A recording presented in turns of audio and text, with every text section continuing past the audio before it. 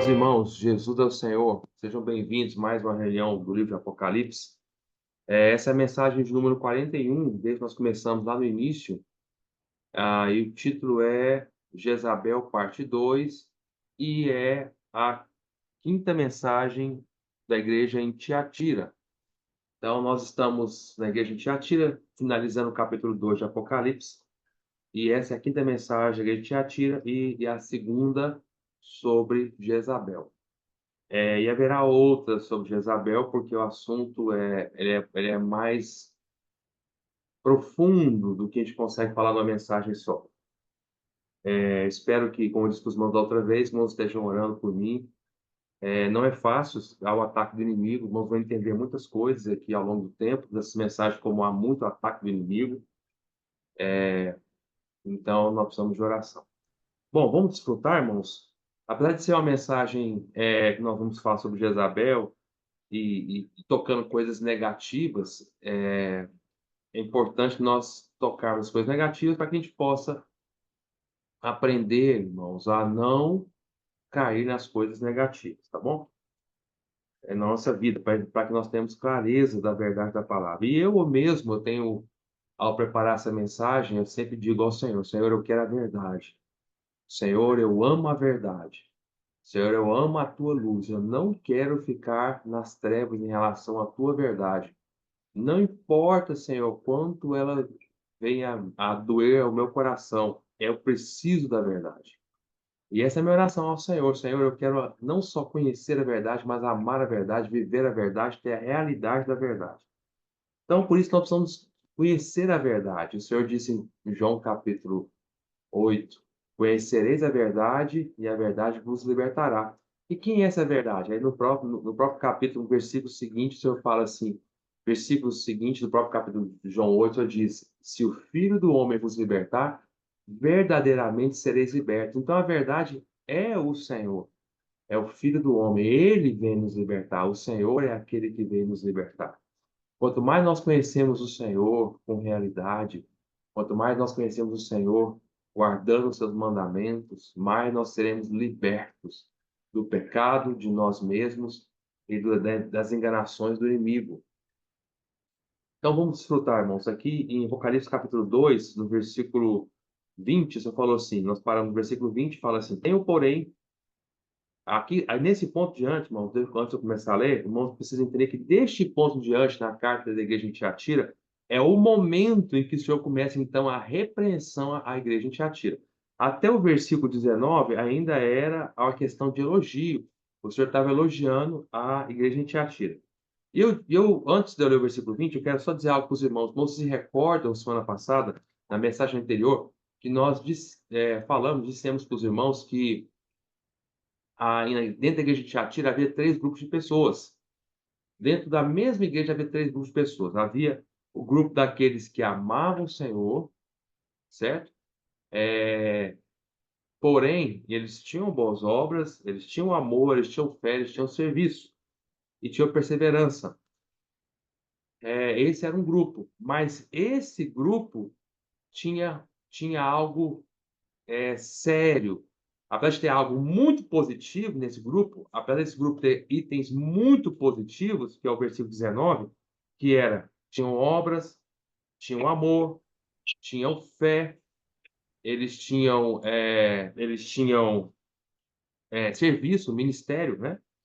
Que a palavra serviço aqui, no versículo 19, Apocalipse 2:19, no grego é ministério. Eles tinham perseverança, e até mais, as obras deles eram mais numerosas do que no início. Então, esse grupo tinha todas essas coisas positivas, mas prestem bem atenção, irmãos, prestem bem atenção.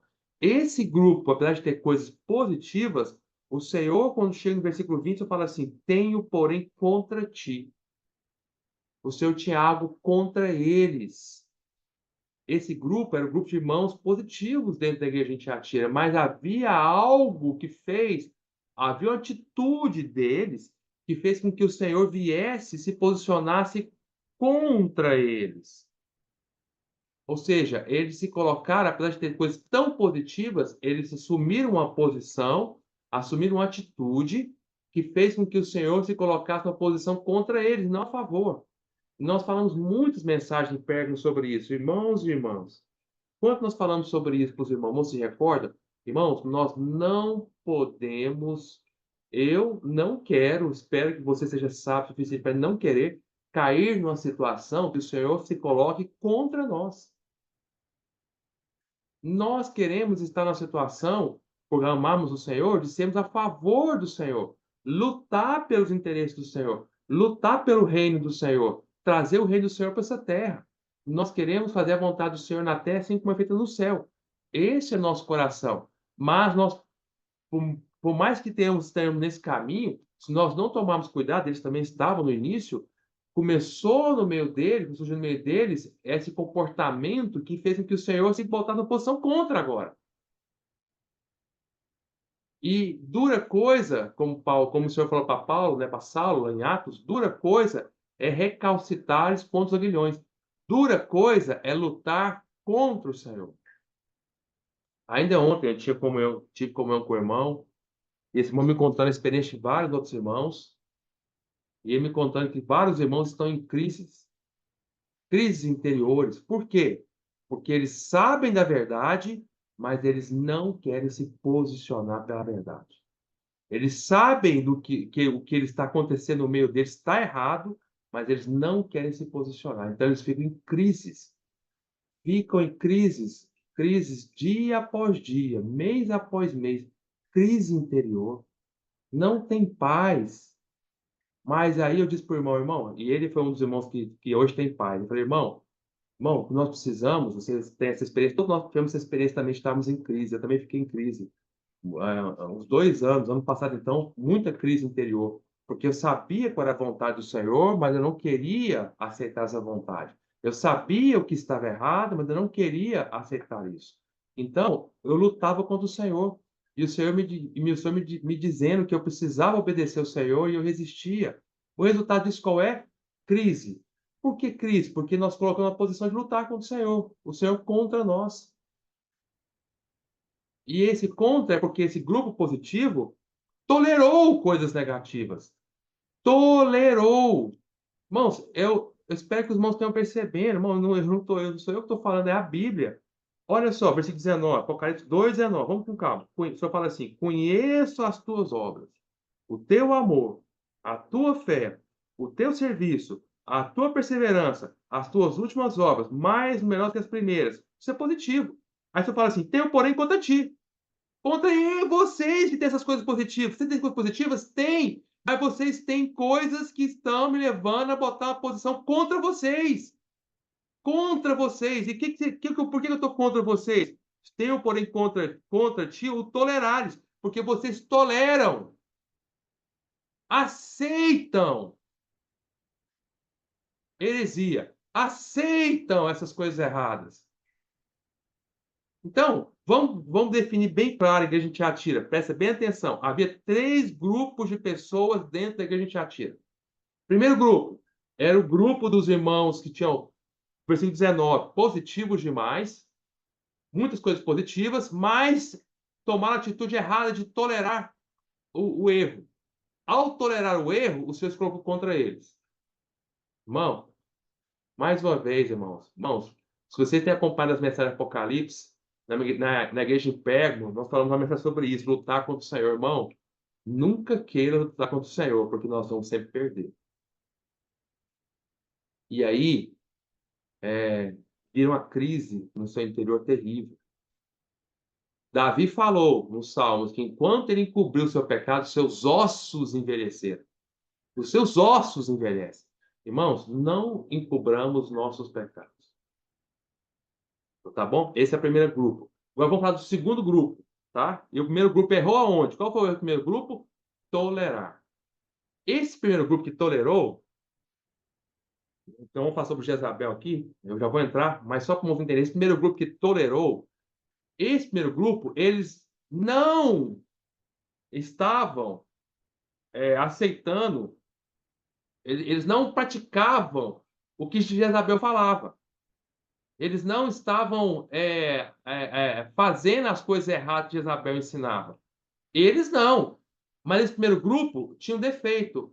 O defeito da neutralidade. neutralidade. O defeito da tolerância. Eles sabiam que Jezabel estava errada, sabiam que a atitude de Jezabel era terrível, mas eles não praticavam o que Jezabel falava, eles não seguiam o que Jezabel falava, mas eles toleravam ela. Não! O Senhor, vai ver que eles pensavam assim, né? Imagina, eu ouço muito isso nesses dias de hoje. O Senhor trata, deixa para o Senhor vai tratar. As coisas erradas na igreja, o Senhor trata. É? É assim? Se você pensa assim, meu amado irmão, quero dizer que Deus, o Senhor, se pauta contra você. O Senhor não vem tratar, o Senhor usa o homem para tratar. O Senhor nos usa para tratar. O Senhor quer ver a posição dos seus filhos. O Senhor nos usa para lidar com a situação.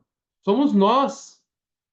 Se o Senhor trata a igreja errada, católica, apostólica de Roma, representada pela igreja de Tiatira, por que ela vai ficar até a volta do Senhor? Até a volta do Senhor ela vai ficar. O Senhor está lidando com ela, está tratando com ela, está, mas vai ficar até a volta do Senhor. E aqueles que tiverem neutralidade ou tiverem unido com a Jezabel, irmãos, são duramente tratados pelo Senhor também. Então, o primeiro grupo, vamos lá. Eu não defini os três grupos de novo. Eu só falei o primeiro grupo. Eu vou falar com agora os três grupos. Primeiro grupo, gravem isso. Primeiro grupo era o grupo dos irmãos que tinham boas obras, perseverança, etc, etc. No versículo 19. Mas que tinham um grande defeito, a tolerância. Eles toleravam, eles não praticavam o que Jezabel falava, toleravam. Ou seja, eles eram neutros. Como se existisse neutralidade, né? Isso, irmão, o conceito de neutralidade na palavra de Deus é a coisa mais maligna que alguém possa cair nisso. Porque não existe neutralidade na palavra de Deus. Nunca existiu. O Senhor sempre foi extremamente claro em toda a sua palavra que ou somos pelo Senhor ou somos contra o Senhor. Vocês estão achando, às vezes, até agora, você pode estar pensando que eu desviei de Jezabel. Não desviei.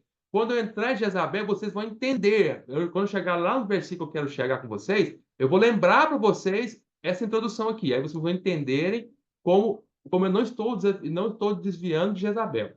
A questão da neutralidade vai entrar em jogo nisso. Tá? Vocês vão entender daqui a pouquinho. Então, vamos lá. Então, o Senhor deixou bem claro: ou somos pelo Senhor, ou somos contra o Senhor. O Senhor disse, por exemplo, em Mateus, eu disse várias vezes, que a nossa palavra deve ser sim, sim, ou não, não. Não há como ser meio termo. Sim e não. Sim e não é um neutro. É sim, eu sou a favor disso, e não, eu sou contra aquilo, mas vamos tolerar o não e o sim. Não. Ou é sim ou é não. Aí o Senhor disse, o que passar disso vem do maligno. A questão da neutralidade não vem do Senhor, vem do maligno. Segunda vez que eu falo, você fala assim: ninguém, lá em Mateus, ninguém pode servir a dois senhores, ou há de agradar um e desagradar o outro. Não há, aí o senhor termina e fala: não há como servir a Deus e as riquezas, que é o Deus Mamon, ao mesmo tempo. Não tem como servir dois senhores, irmãos. Servir dois senhores é o conceito da neutralidade. Eu posso servir ao Senhor e eu posso servir também a outro Senhor. Não há como servir a dois senhores. Porque eu agrado um e desagrado o outro. Não é possível. O que vocês vão ver aqui, que entrou, vai entrar em Jezabel com conceito de neutralidade fortíssimo. Isso não é possível. Irmãos, ou nós somos pelo Senhor e não toleramos nada que seja contra o Senhor, nada que seja, mesmo que eu não esteja envolvido, mas se eu tolerar, eu estou contra o Senhor. Não toleremos. Nós somos totalmente pelo Senhor. Terceiro exemplo que o Senhor nos dá na palavra, está lá na igreja, eu estou citando só de cabeça. Se a gente fosse pensar, procurar mesmo a palavra de Deus, talvez podia achar a palavra inteira. Vamos, Apocalipse capítulo 3, nós não chegamos lá ainda, mas quando chegar na igreja de Laodiceia, você falou assim, quer ver? Eu vou ler para os irmãos na igreja de Laodiceia. Chegar lá, vamos falar mais sobre isso, né? Apocalipse 3,15 fala assim: conheço as tuas obras, que nem és frio, nem és quente. Quem dera fosses frio ou quente. Assim, porque és morno, e nem és quente nem frio, estou a ponto de vomitar-te da minha boca. Irmãos, para o Senhor não existe o morno. Claro, existe a condição das pessoas estarem mornas, mas para o Senhor é inaceitável isso. Ou somos quente, ou somos frio. O Senhor ainda fala assim para a igreja em Laodiceia: quem dera fosses frio ou quente, quem dera. O Senhor prefere 1 milhão de vezes que nós sejamos frio do que morno. 1 milhão de vezes que sejamos quente do que morno. Porque morno provoca uma indigestão tão grande no Senhor que o Senhor está a ponto de vomitar. Isso causa mal-estar no Senhor. Quando você vomita alguma coisa, é porque aquilo está fazendo mal para você. Quando você come alguma coisa que fez mal, e o seu organismo começa a dar ânsias de vômito, é porque aquilo está fazendo mal. Aquilo tem alguma coisa, alguma bactéria, alguma doença, aquilo lá está danificando o seu organismo. Então o organismo só tem um caminho, tem que jogar para fora. Aí você fala assim, mas estômago, eu comi com a pizza. Pizza faz bem para você. Você vai jogar para fora? Tem alimento e tem coisa boa aí no meio também. Você vai jogar para fora? Aí pode ter uma bactériazinha que sem querer entrou na pizza, junto tá te fazendo mal-estar, estômago, mas tem coisa boa. Por que você não pega as coisas boas, aproveita e vomita só a bactéria ou o estômago? Porque não é possível a neutralidade. Não é possível. Se estiver contaminado, vai tudo embora. Até o que era bom, que era o estômago, vai embora também. Tem que ir embora. Não pode ficar. Quem é morno tem a coisa boa no meio, que é o quente. Mas também tem a coisa ruim no meio, que é o frio. Mas uma vez que houve uma mistura, o Senhor vai vomitar tudo isso. Amados irmãos, por isso não existe conceito de neutralidade. Isso é uma mentira satânica que engana as pessoas.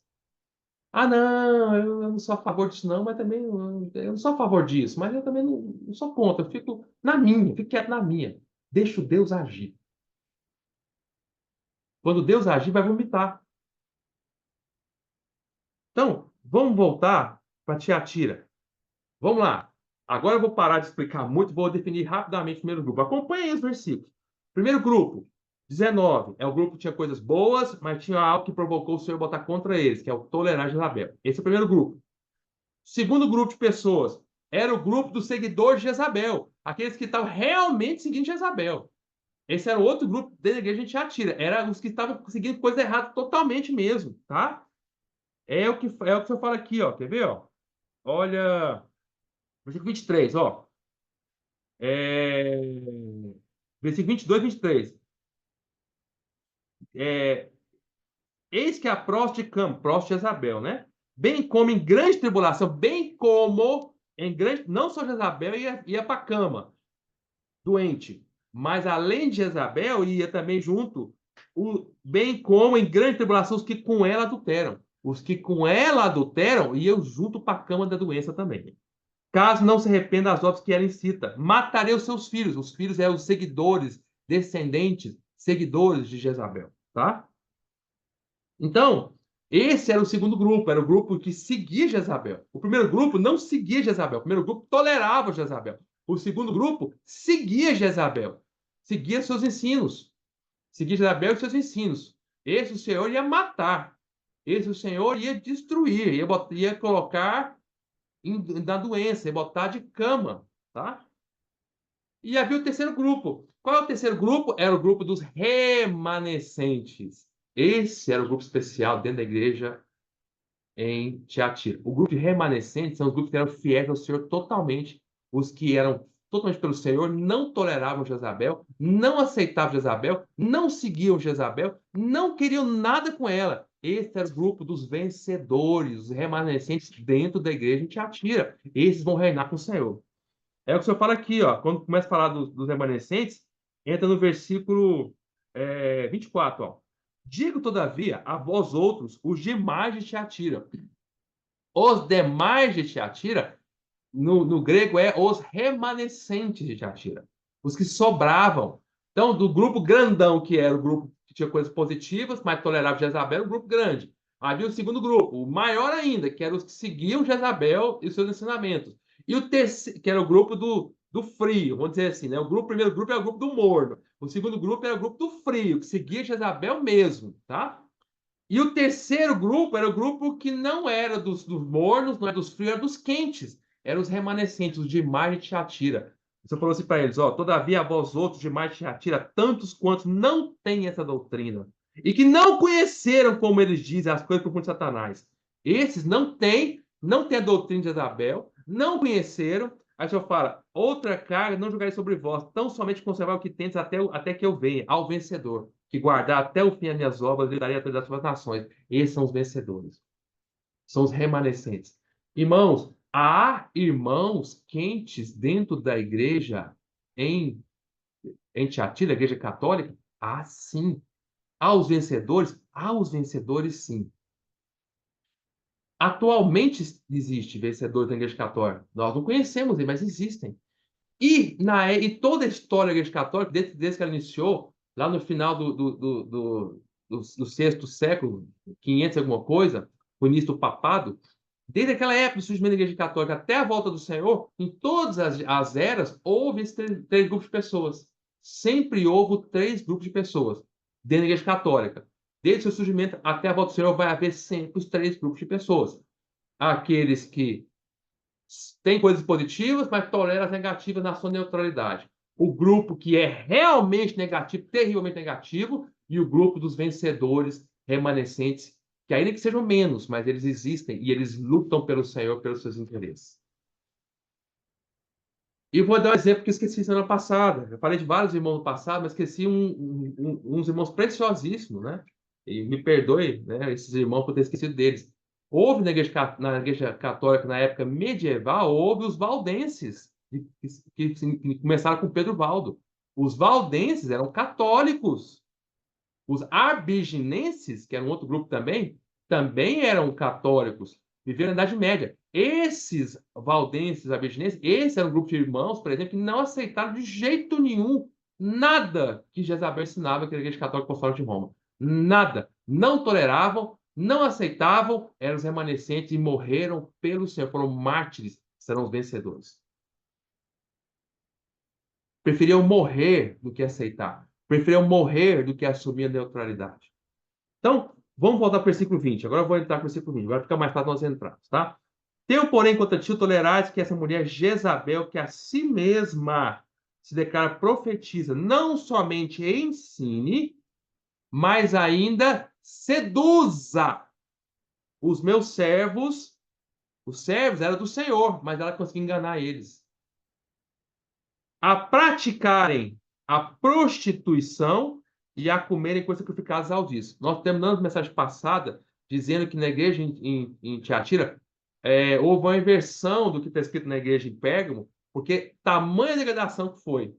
Na igreja em Pérgamo, quando fala de Balaão, é muito semelhante. Versículo, Apocalipse 2,14 fala assim, na metade do versículo, fala assim, ó, eu vou ler o versículo 14 inteiro. Todavia, contra ti algumas coisas que tens aí os que sustentam a doutrina de Balaão, o qual ensinava Balaque a armar cilada diante dos filhos de Israel para comerem coisas sacrificadas aos ídolos e praticar a prostituição.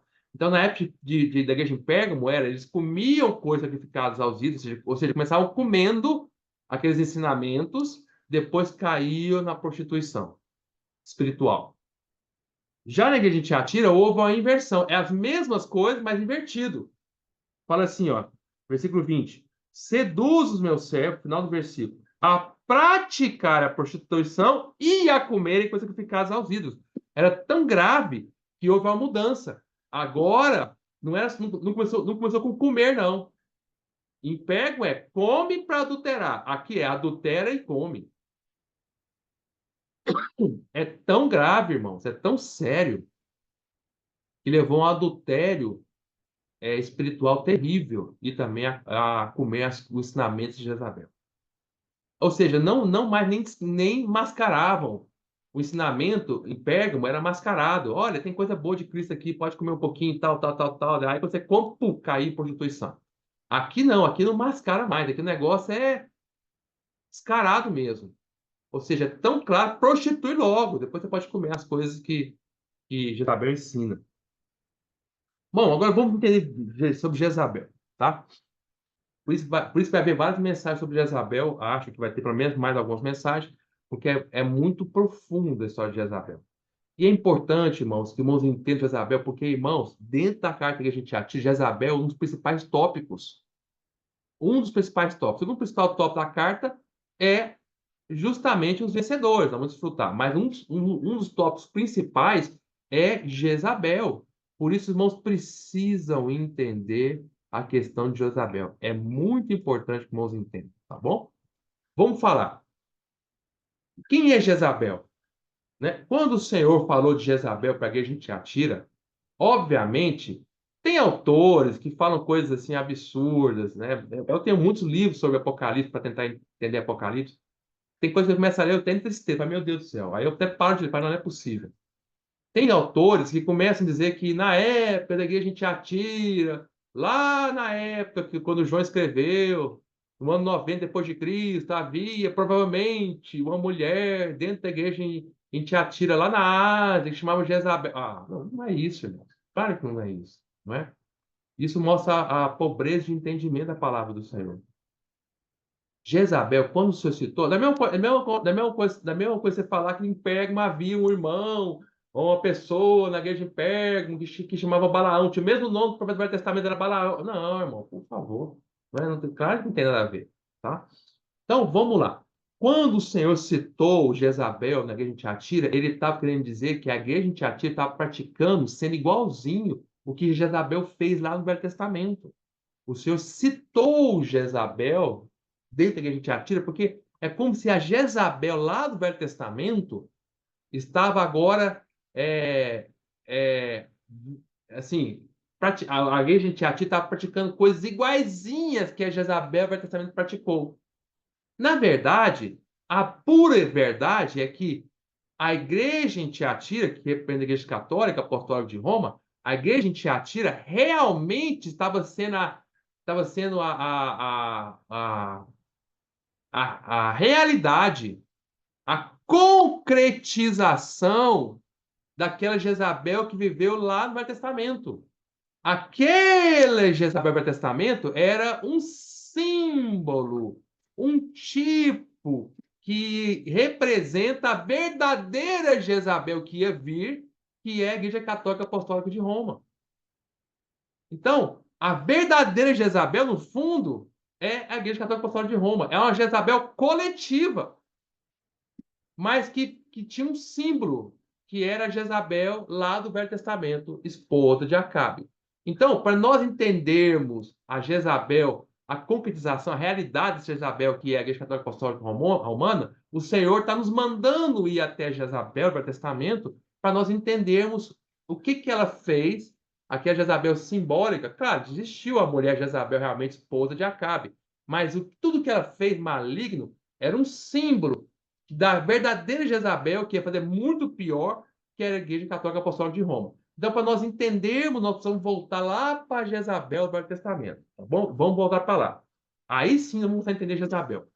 Mas antes de eu voltar, eu quero ir para Jezabel do Velho Testamento, quero explicar para vocês uma palavrinha aqui dentro do versículo 20. Apocalipse 2:20 fala assim: tenho, porém, contra ti tolerância que essa mulher Jezabel, que assim mesmo declarava profetiza. Primeiro, ela não era profetisa, se declarava e ela não era. Segundo, não somente ensine, ela começou a ensinar. Botou na posição de ensinamento. Ela estava ensinando dentro da igreja. Ela estava ensinando, tá? Não somente ensine, mas ainda seduza. Ela também não só ensinava, mas ela também seduzia. Irmãos, na Bíblia, quem seduz chama-se Satanás. Quem é o grande sedutor na Bíblia é Satanás. Se nós formos lá para Apocalipse, vamos para Apocalipse capítulo 12, olha o que fala aqui, ó.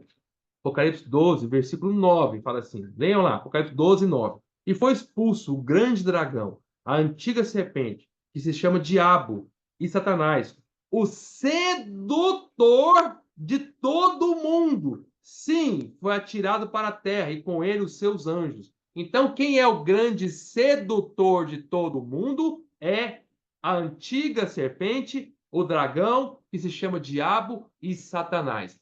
Ele é que seduz. Mas aqui, na igreja de Tiatira, nós temos uma mulher seduzindo. Aí você pergunta, Quem é que está seduzindo, então? É Satanás ou é Jezabel? Jezabel, quem é que está seduzindo? É Satanás através de Jezabel. Satanás usou Jezabel e até hoje usa para enganar os servos do Senhor.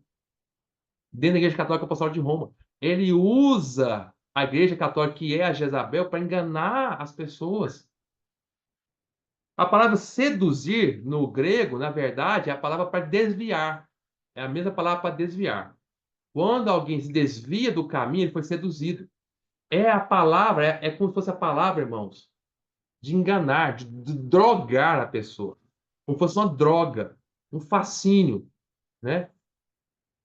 Apesar de não ser a mesma palavra do grego que Paulo usou lá em Gálatas, capítulo 3, quando Paulo falou assim: ó Gálatas insensato, quem vos fascinou, quem vos enfeitiçou, não é a mesma palavra que seduzir, não, tá? É uma palavra diferente lá. Lá é enfeitiçar, que é seduzir. Mas o significado, o sentido é o mesmo. É algo, é um ensinamento que de tal maneira engana as pessoas, de tal forma que a pessoa se desvia. Ela fica tão drogada por aquele ensinamento que ela se desvia da vontade do Senhor. E ela não consegue perceber. Ela tem Jezabel como se fosse o profeta. Aqui, na verdade, Isabel era a profetisa, né? Ela falou assim: eu sou a profetisa, né? Então tem Jezabel como se fosse, puf, e ela engana. Isso é muito sério, irmãos, amados irmãos, é muito sério. Ou seja, quem está por trás de Jezabel é Satanás. Ah, irmão, como é que você sabe disso? Primeiro, pela palavra seduzir, nunca é positivo. Segundo, e quem seduz é Satanás. Segundo, no próprio capítulo, na própria carta que a gente atira, o Senhor fala lá no versículo 24, ó. Olha só. Tenho, todavia, a vós outros, os demais de Tiatira, quantos não têm essa doutrina? Que doutrina é essa? A doutrina de Jezabel. Doutrina é um ensinamento. A palavra doutrina quer dizer ensinamento, que não tem ensinamento de Jezabel. E não tem esse ensinamento, essa doutrina, e não conheceram, como eles dizem, as coisas profundas de Satanás. Então, quem estava ensinando as coisas profundas de Satanás era Jezabel. Ela estava ensinando as coisas de Satanás. Então, e profundas. E aí a pergunta é: quem é que estava então por trás de Jezabel? Quem estava por trás de Jezabel era o grande sedutor, Satanás. Entenderam, irmãos? Tá? Agora vamos lá para Jezabel. Vamos lá. Vamos para a primeira Reis. Agora quer que vocês leiam na Bíblia. Vocês precisam acompanhar, tá? Vocês entenderem a história de Jezabel. Vamos lá. Primeira Reis, capítulo 16. Jezabel aparece na Bíblia, Jezabel lá do Velho Testamento, que era um tipo, um símbolo da verdadeira Jezabel, que é a Igreja Católica Apostólica de Roma. Mas vamos lá. Ela aparece na Bíblia, 1 Reis, capítulo 16. Tá? Eu preciso falar rapidamente para vocês como é que estava a situação do povo de Deus no Velho Testamento quando surgiu Jezabel. Então vamos lá. Bem rápido aqui, tá? O primeiro rei que Deus. O povo de Israel não tinha rei. Aí eles pediram um rei para o Senhor. Estou voltando a história lá para trás. Não, não tinha um rei. Pediram um rei para o Senhor. Aí Samuel, que era o último dos juízes, antes da era dos reis, era dos juízes. Então tinha vários juízes que governavam o povo de Israel. E aí o último deles foi Samuel, também profeta. E aí o povo pediu para Samuel: Samuel, todos os povos ao nosso redor aqui têm rei, só nós não temos. Nós queremos um rei. Aí Samuel pegou, orou ao Senhor, e o Senhor ficou triste com eles pedirem isso, porque os reis obrigam as pessoas, mandam as pessoas, exploram as pessoas. Aí o Senhor falou assim: vocês querem se explorar? Tá bom, vou dar um rei para vocês. E aí o povo, escolheu o rei Saul. Então foi o primeiro rei aos olhos do povo, mas não aos olhos do Senhor. Muito bem. Aí depois de Saul veio o rei Davi, que foi o ungido do Senhor. Esse sim foi escolhido pelo Senhor. E depois do rei Davi, e o povo todo de Israel era um povo só. Depois do rei Davi veio o seu filho, o rei Salomão. E aí, no final da vida de Salomão, Salomão cometeu pecados gravíssimos. Salomão começou a perverter seu coração e começou a casar-se com várias mulheres, a ter várias mulheres, e se uniu a mulheres que não eram do povo de Deus, que isso era proibido, ele cometeu esse pecado. E as mulheres perverteram o coração dele. Então, ele começou a criar vários postes ídolos para idolatrar vários deuses das mulheres e perverter seu coração. Por causa dessa idolatria de Salomão, então, o filho de Salomão, Roboão, o Senhor então permitiu que o reino de Roboão fosse dividido. Então, o povo de Israel, que era um reino só, no reinado de Roboão, passou por uma divisão.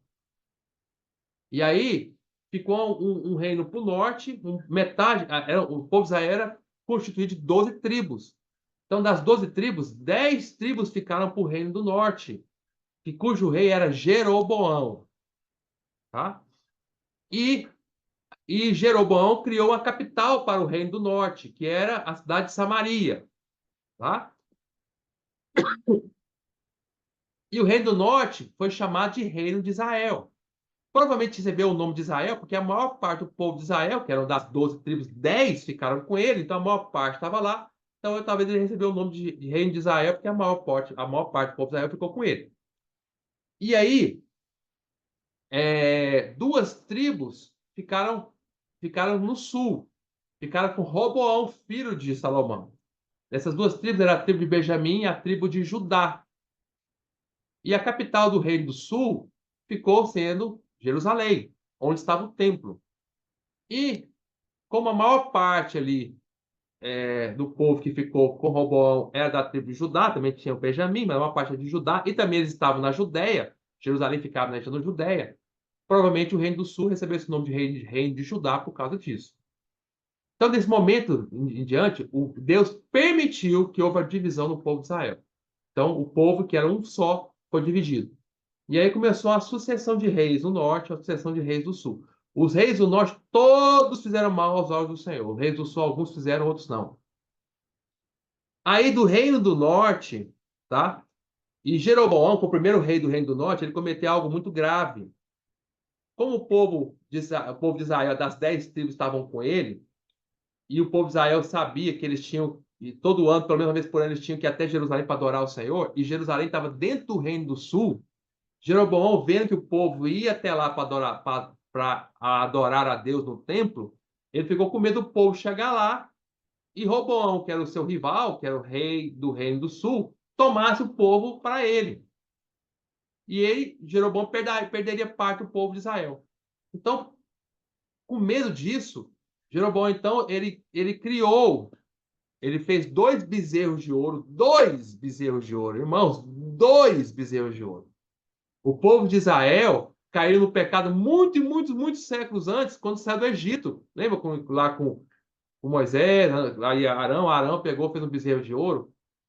Isso foi abominável aos olhos do Senhor. Agora, muito, muitos séculos depois, vem Jeroboão e não faz um, não, faz 2 bezerros de ouro, dois. E bota um em Dan e outro. Quer ver?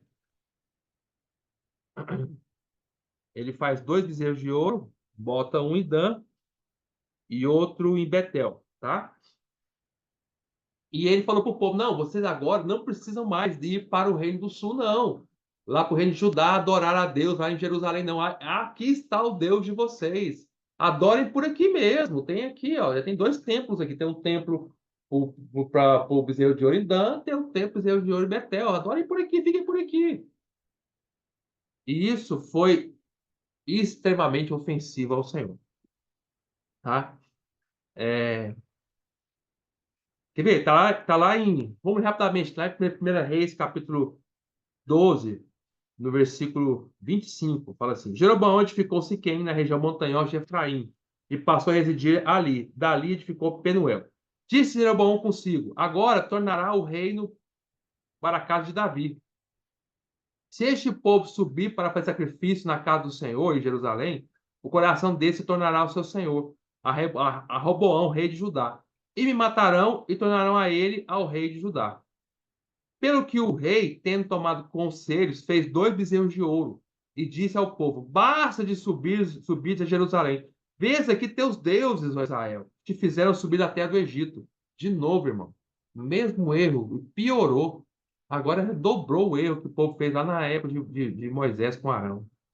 29. Pôs um em Betel e outro em Dan. E isso se tornou em pecado, pois que o povo ia até Dan, cada um para adorar o bezerro. Jeroboão fez também santuários nos altos, e dentre o povo constituiu sacerdotes que não eram dos filhos de Levi. Fez uma festa no 8º mês, no dia 15º do mês, igual à festa que se fazia em Judá. E sacrificou no altar semelhantemente fez em Betel e ofereceu sacrifício aos bezerros que fizera. Também em Betel estabeleceu sacerdotes dos altos que levantaram. No 15º dia do 8º mês, escolhido a seu bel prazer, subiu ele ao altar que fizera em Betel e ordenou uma festa para os filhos de Israel, subiu para queimar incenso. Olha que coisa grave, né? Então vamos agora para o capítulo 16. Aí dos reinos do norte, descendentes de Jeroboão, morreu, foi surgindo outros reis, tal, descendentes dele, chegou até o rei Acabe, tá? Que era rei do povo de Israel, lá do norte, tá? 1 Reis, capítulo 16, versículo 29. Acabe, filho de Oni, começou a reinar sobre Israel no ano 38º. Estou lendo 1 Reis 16, versículo 29. Começou a reinar sobre Israel no ano 38º de Asa, rei de Judá. E reinou Acabe, filho de Onrim, sobre Israel em Samaria 22 anos. Fez Acabe, filho de Onrim, o que era mal perante o Senhor, mais do que todos os que foram antes dele. Todos os reis da linhagem dos reis de Israel, lá do norte, todos fizeram mal perante o Senhor. Porém, Acabe fez pior que todos que vieram antes dele. Olha o versículo 31. Como se fora coisa de somenos andar ele nos pecados de Jeroboão. Jeroboão é o primeiro rei que fez os dois bezerros de ouro.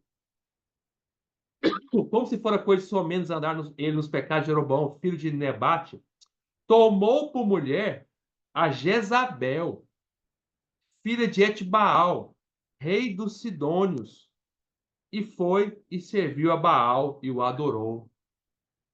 E levantou um altar a Baal, na casa de Baal que edificaram em Samaria. Bom, vão percebendo aí a gravidade. Também Acabe fez um poste ídolo. Essa palavra poste ídolo aqui é uma tradução equivocada do português, dessa Bíblia nossa, da versão aqui de Almeida, revista atualizada. Eu vou ler para vocês a tradução correta do hebraico, tá? Isso é importantíssimo. Também interessantíssimo. E eu estou lendo aqui, ó, a tradução brasileira, tá? É a Bíblia que foi traduzida por grandes estudiosos, grandes linguísticos, e estudiosos também, inclusive, estudiosos do passado, né? Que traduziram para o português. Esse aqui é uma versão bem parecida com o português mesmo, né? Ah, então, com o português, não, com o hebraico. Aí, vamos ver o que ele fez aqui, ó. Tá no versículo 33. Fala assim: também fabricou Acabe a Aserá. Presta bem atenção. Fabricou Acabe a Aserá e fez muito mais para irritar Jeová, Deus de Israel, do que todos os reis de Israel que foram antes dele. Então, vou ler o versículo 32. Ó, levantou um altar para Baal na casa de Baal que ele tinha edificado em Samaria. Então, a primeira coisa, que ele fez de errado a Acabe? Vamos entender. Primeiro, casou-se com a mulher que não é do povo de Israel. Isso é considerado prostituição aos olhos do Senhor. E isso é inaceitável diante dos olhos do Senhor. Até hoje isso não é correto. Mas ele foi lá, casou-se com uma mulher que não era do povo de Israel. Ele casou-se com Jezabel, tá? Eu já vou entrar em Jezabel. Esse é o primeiro erro dele. O segundo erro que ele fez, por causa desse casamento, inclusive, foi Jezabel que induziu ele a fazer isso. Aí ele pegou, foi e edificou um altar, no versículo 32, para Baal. Baal era o deus, um dos deuses pagãos dos povos pagãos. Era o deus de Jezabel. Aí ele foi lá e edificou um altar para Baal. E não só edificou um altar, mas edificou até um santuário para Baal. Que fala no versículo 32, levantou um altar a Baal na casa de Baal que edificaram em Samaria. Samaria é a capital do reino de Israel. Na capital ele foi lá, edificou um templo para Baal e um altar dentro desse templo para adorar Baal, o rei de Israel, que é do povo de Deus. Faz um negócio desse. E não só isso, ele também fez, aí veio o versículo 33, ó, também Acabe, também, porque tem o também. Além disso, Acabe fez um poste ídolo. Poste ídolo não é uma boa tradução. Vamos de novo para a tradução portuguesa. A tradução correta da tradução brasileira. Também, versículo 33, também fabricou Acabe a Aserá e fez muito mais para irritar a Jeová. O que é Aserá? que é o correto, tá? No hebraico é Aserá. O que é Aserá? Aserá era uma deusa também dos povos pagãos, que era supostamente, dentro da mitologia da época, né, esposa de Baal. Então ele edificou um altar para o deus Baal e para sua esposa, a deusa Aserá. Olha que coisa grave, irmãos. Isso é muito interessante. Nas próximas mensagens de Jezabel, eu vou entrar nesse tanto que isso é interessante. Porque isso vai mostrar, com isso nós vamos entender que essa relação,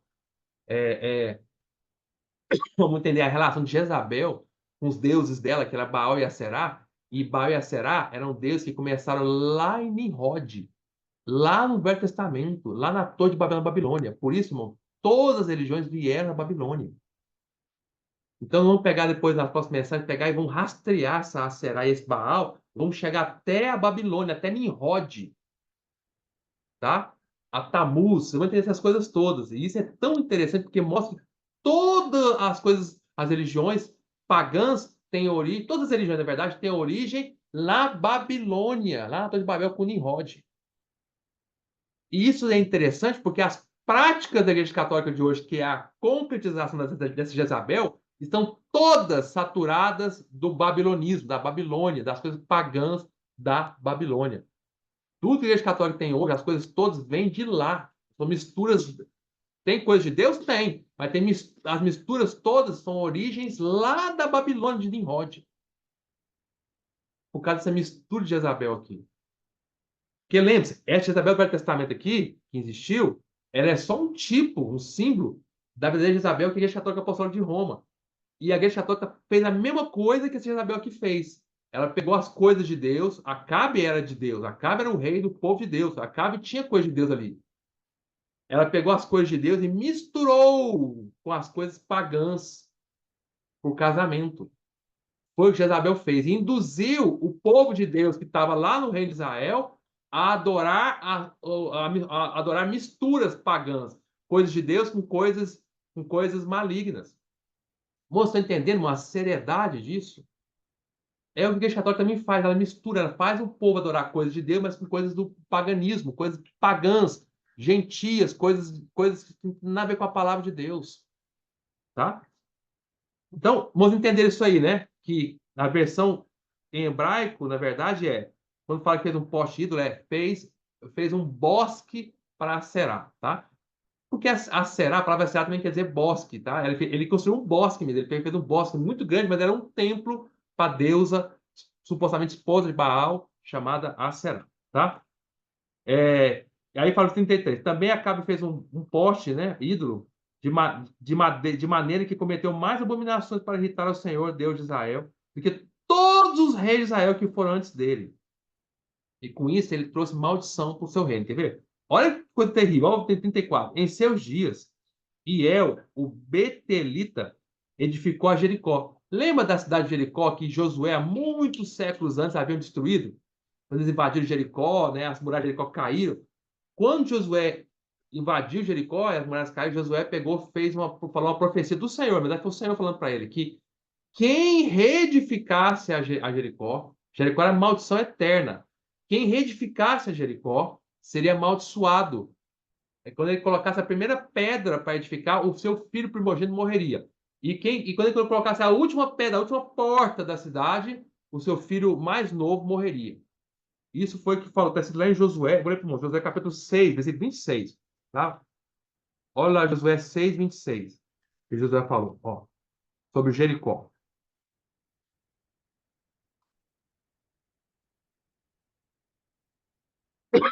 Vamos lá.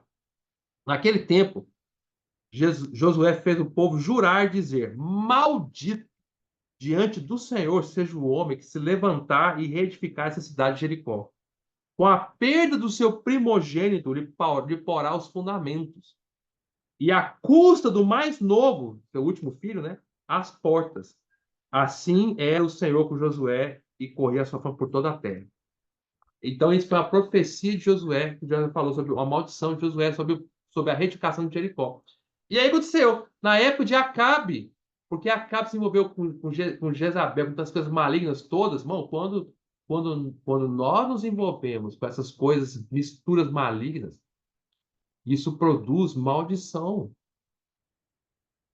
Incrível que pareça, quando nós envolvemos com essas coisas todas, algo que tinha sido destruído na nossa vida já, que era uma Jericó, as muralhas do nosso coração haviam sido derrubadas.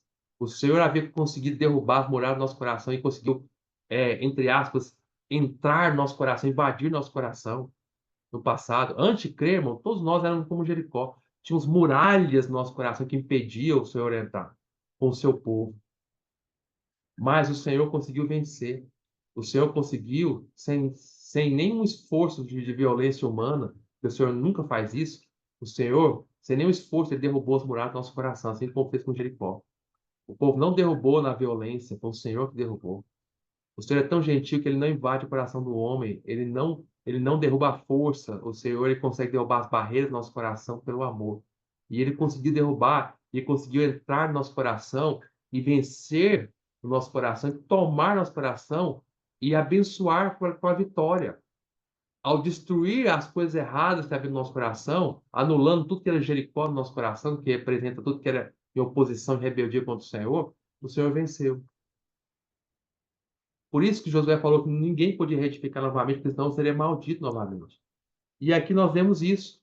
De repente a gente vê o povo de Deus, que é representado pelo rei Acabe, que era um rei de Israel, se misturando com as coisas malignas, com as coisas pagãs, deixando entrar heresias, né?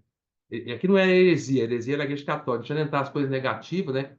Cada igreja católica entrar as heresias, e aí aquilo que foi tinha sido destruído no território dele, que é onde ficava Jericó no passado, volta a ser reconstruído. A maldição volta.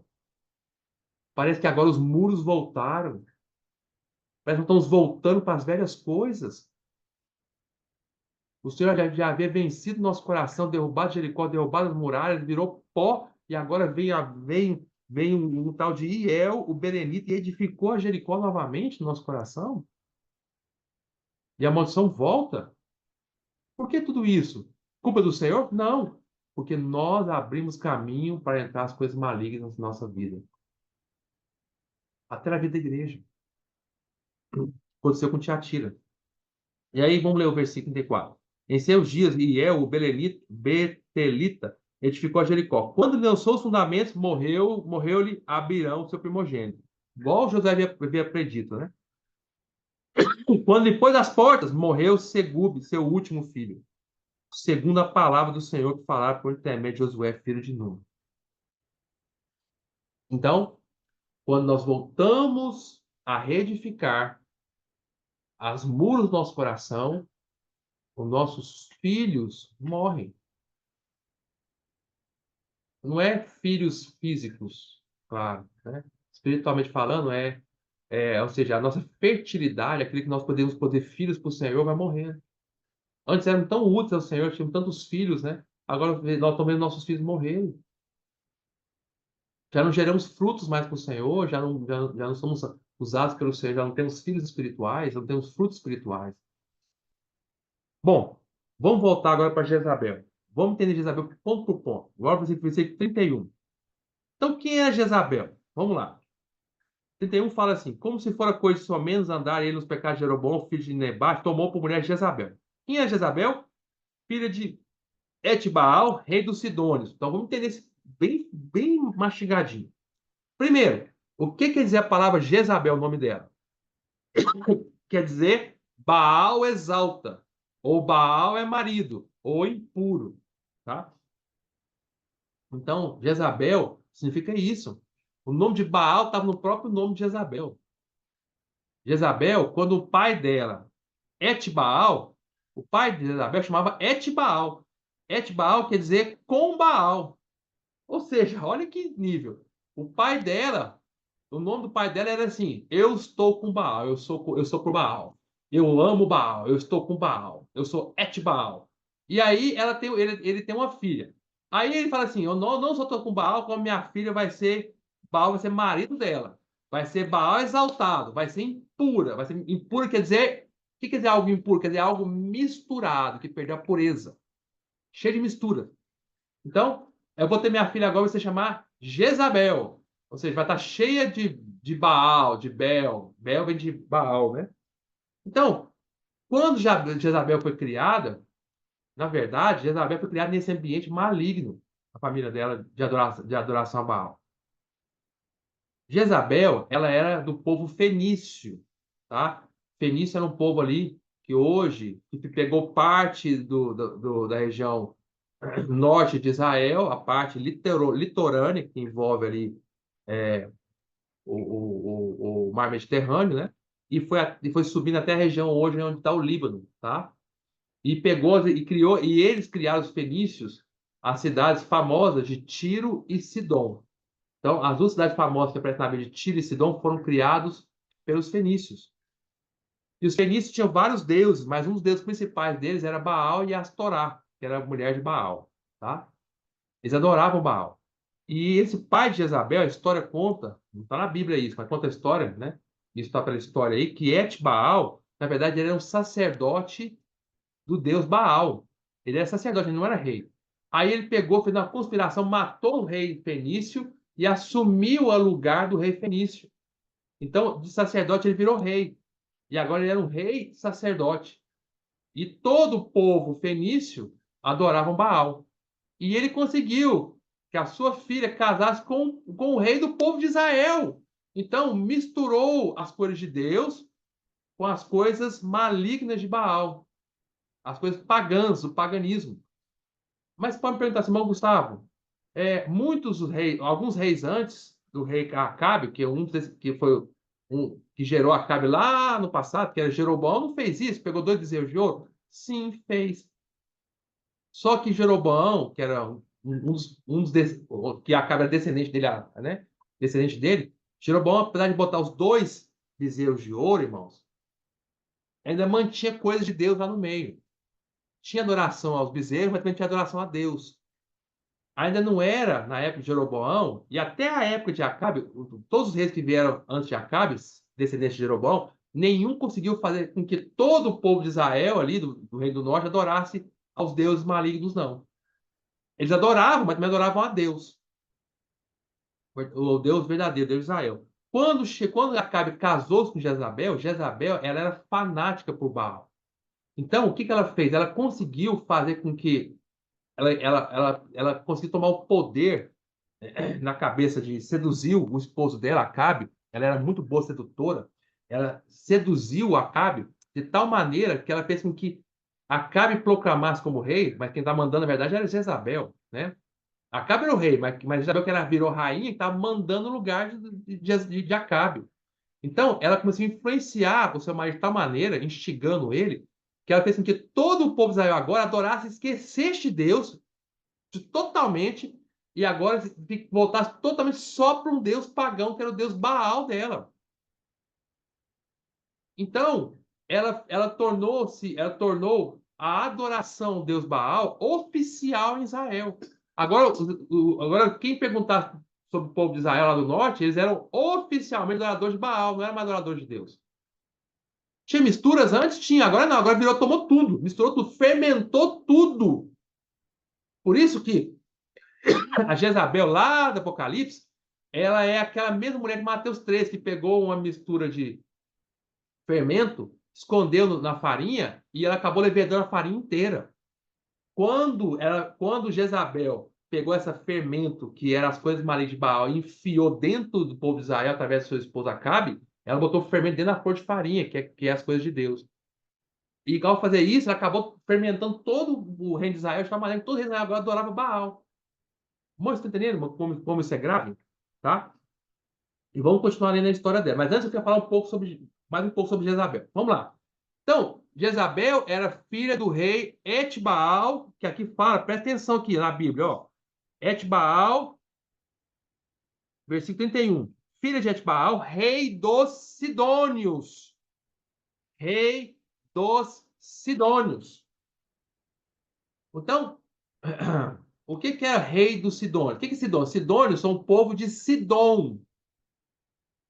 Eu acabei de falar para vocês que O povo de Sidom era um povo fenício. E eles tinham cidades principais, que era a cidade de Sidom e de Tiro. Na Bíblia, Etibaal era rei de Sidom, não de Tiro. Mas na Bíblia, Sidom e Tiro, essas duas cidades, sempre estão caminhando juntas. Aos olhos de Deus, tudo que acontece com uma, acontece com outra.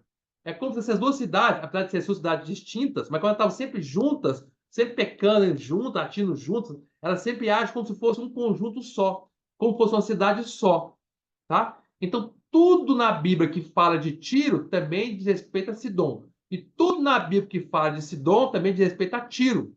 Estão entendendo, irmão? Isso é importantíssimo, tá? Para vocês entenderem. Então, Tiro e Sidom caminham juntos. Vou provar para vocês. Quer ver? Vamos ver alguns versículos só para provar como é que Tiro e Sidom caminham juntas? Vamos lá. Vamos para o Novo Testamento, rapidamente, tá? Vamos lá para. Vamos para Joel. Vamos para Joel. Joel, capítulo 3. Sempre cita as duas juntas, ó. Daqui a pouco eu entenderei por que eu estou enfatizando essas coisas, tá? Eu estou explicando, criando devagarzinho para vocês entenderem, tá, irmão? Eu estou criando raciocínio para vocês entenderem, tá bom? Então, Joel, vamos lá para Joel, o livro de Joel. Joel, é...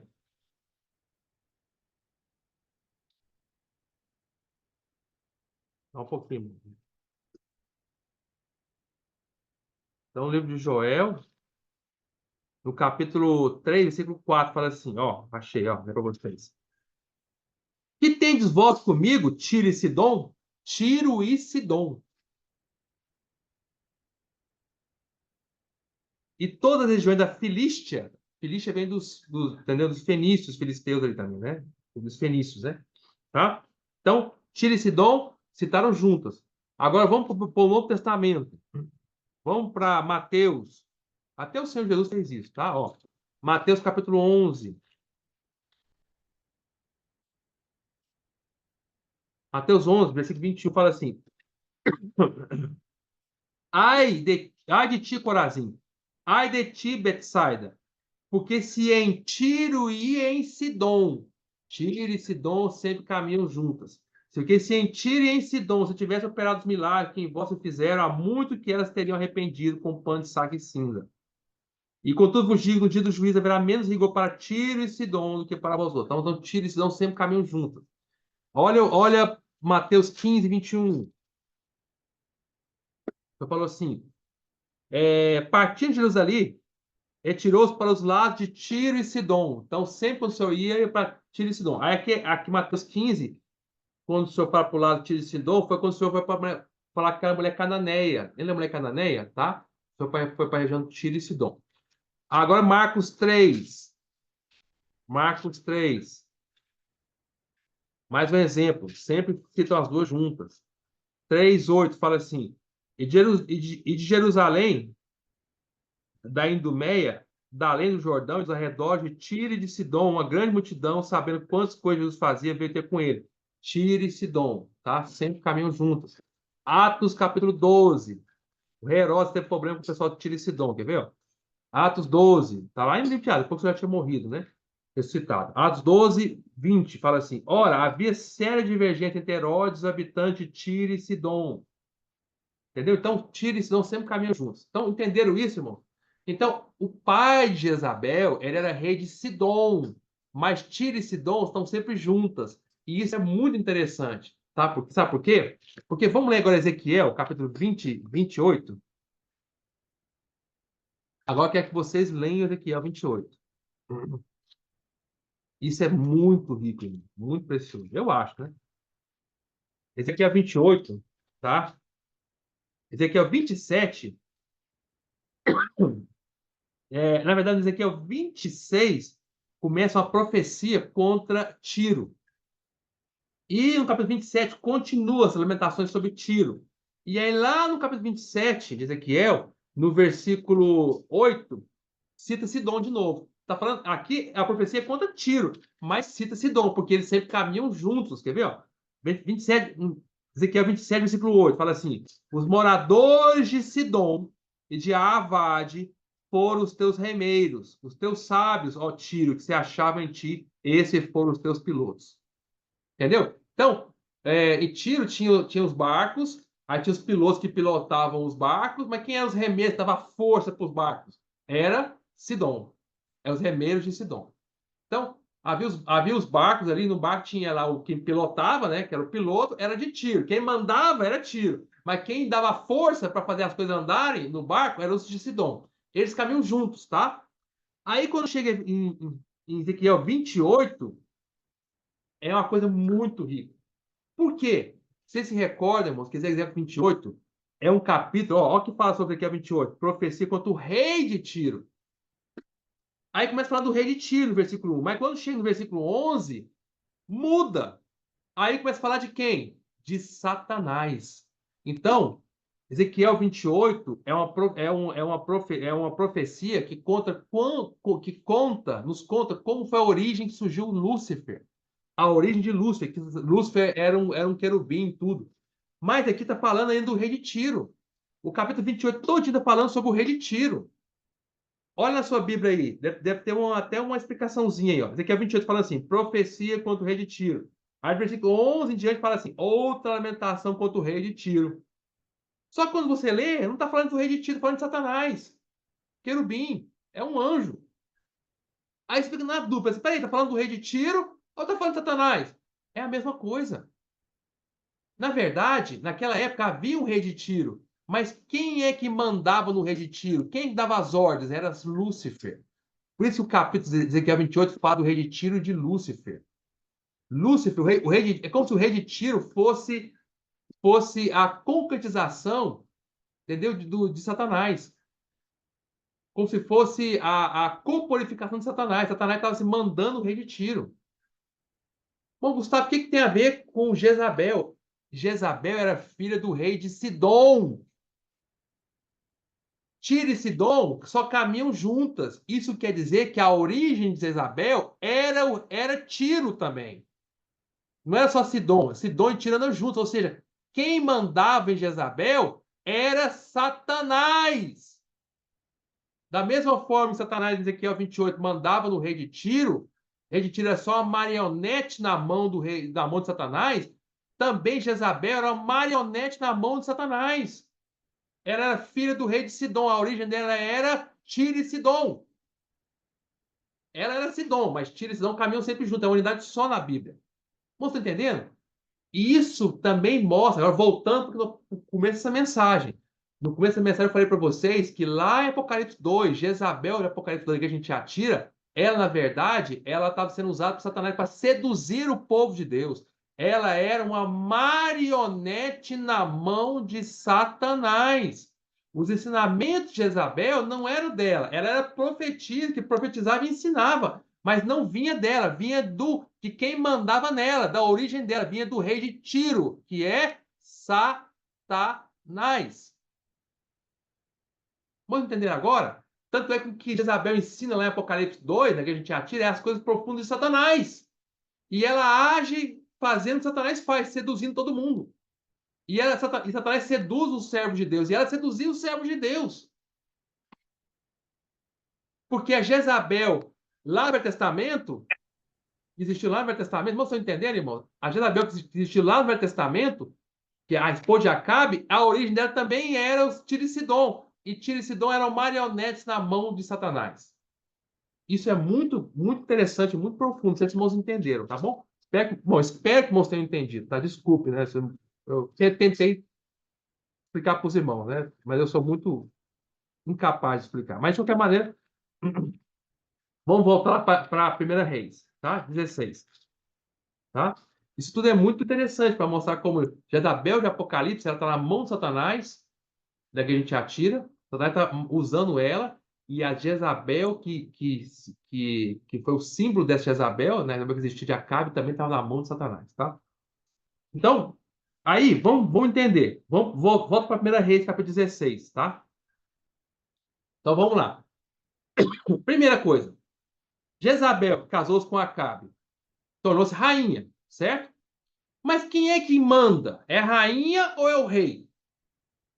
É o rei. Mesmo que tenha uma rainha e um rei, quando o rei está vivo, quem manda é o rei, não é a rainha. Mas aqui, quem estava mandando, passou a mandar, era Jezabel.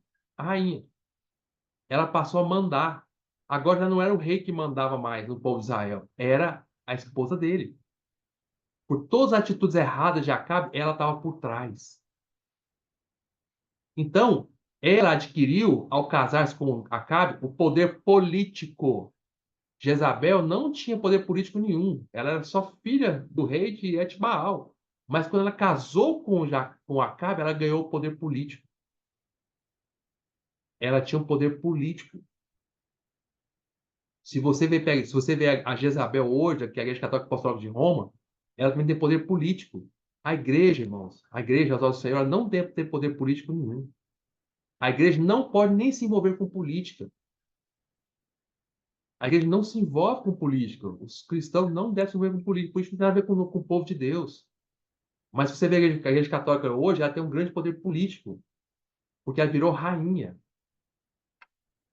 Ela casou-se com Acabe. Então, em nome do Senhor, a Igreja Católica, no nome do Senhor, ela ganhou um poder político tão grande que ela manda no mundo inteiro.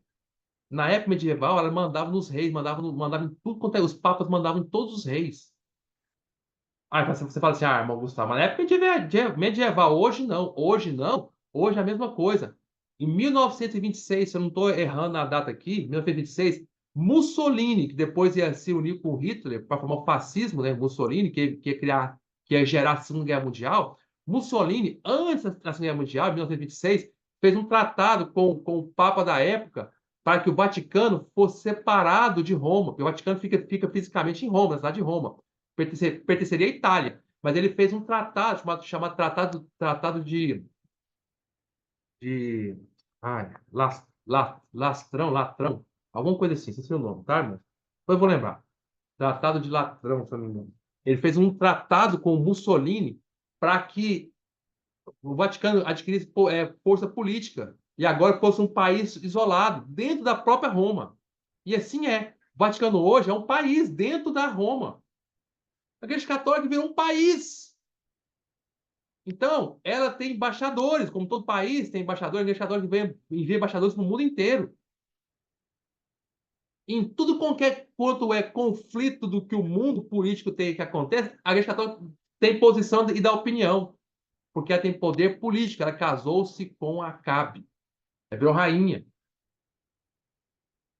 Agora mesmo, a Ucrânia entrou em guerra com a Rússia entrou em guerra com a Ucrânia, o Papa vai lá e fala: nós precisamos que não pode ter essa guerra, tal, tal, tal. É claro que nós, como igreja, não apoiamos guerra nenhuma, mas nós não temos poder político para influenciar em nada. A Igreja Católica tem. Israel entrou em guerra com Hamas. Ela entrou deu palpite. Não, pode ter guerra, Hamas, Israel, vamos para a paz, não sei o quê, bababá. Meu irmão Gustavo, não é bom falar de paz? Mas era um poder político. Você já viu alguma irmã entendeu, da igreja, ou mesmo dos grupos cristãos, tem algum poder político? Nós temos poder político, nós influenciamos presidentes? Não. A Igreja Católica influencia. Todos os presidentes passam pela Igreja Católica, vão lá, até do mundo inteiro vão lá, beijam a mão do Papa, faz tratado com o Papa. Então, acho que de Mussolini lá, tratado de Latão, acho que é isso, Latão. Bom, então, entenda que é igual a Jezabel do Velho Testamento, depois de Acabe. Ao casar, ela ganhou o poder político. Ela começou a mandar, e ela não podia ter poder, ela não é rainha. E outra coisa, amados irmãos, presta bem atenção, ela tornou-se rainha. A Igreja Católica, o centro da Igreja Católica, a Jezabel atual, o centro dela, que governa toda a Igreja Católica, é Maria. E Maria é considerada a rainha dos céus. É a Jezabel dos céus, é uma mulher rainha. Claro que Maria, esposa do Senhor, não tem nada a ver com essa rainha, né, que eles falam. Maria na Bíblia é maravilhoso, né? Ela é uma serva preciosa, né? Que Deus vai com certeza, o Senhor vai com certeza usá-la, né? Cremos que vai ser uma vencedora também, né? Mas o que eles transformaram a Maria da Bíblia tem nada a ver, viraram a rainha dos céus. É a Jezabel rainha. Em nome de Maria, a Igreja Católica ordena e manda em tudo. Tudo tem que ter Maria.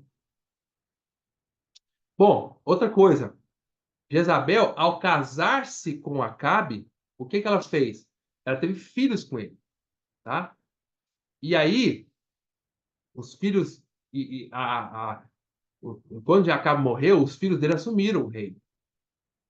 E aí, Jezabel continuou governando através dos filhos que ela teve com Acabe. O poder dela continuou através dos filhos. Interessantíssimo isso. Inclusive, lembre-se, nós estamos falando do reino do norte, o reino de Israel, o reino do norte, o reino do sul, que é o reino de Judá, estava continuando com outro rei lá, seguindo o Senhor, lá em Jerusalém. Só que em determinado momento, nós vamos ver daqui a pouquinho, que Jezabel conseguiu até influenciar o reino do sul, o reino de Judá, porque ela pegou uma das filhas dela com Acabe e casou-se com um dos filhos do rei de Judá. E esse rei já começou a mandar também. Ou seja, ela começou a mandar no reino do norte e do sul, através das suas filhas. Ela virou mãe com várias filhas.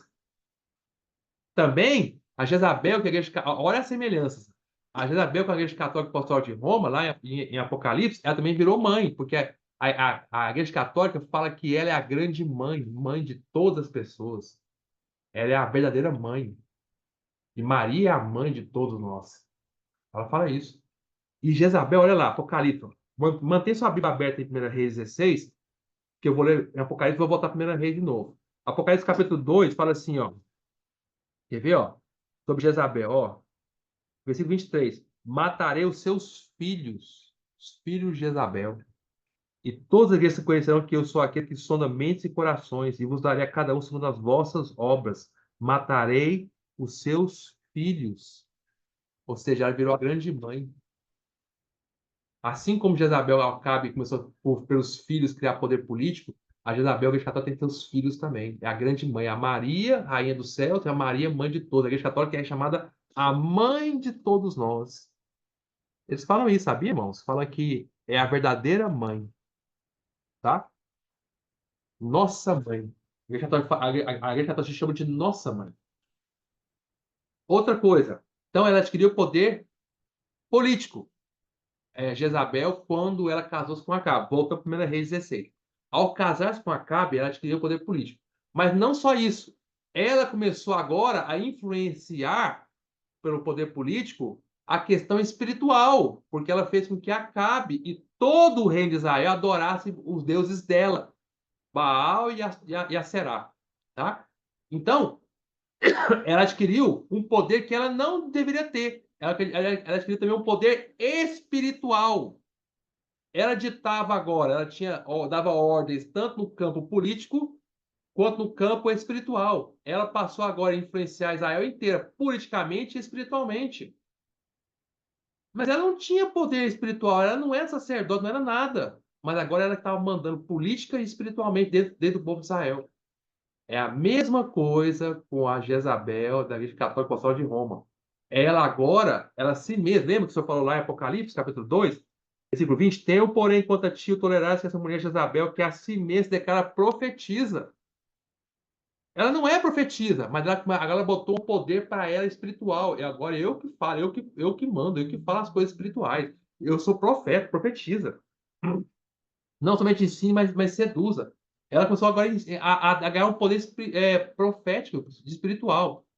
Irmão, a Igreja Católica, o que ela fala, o que os papas falam, mesmo que seja contra a Bíblia, tem valor total.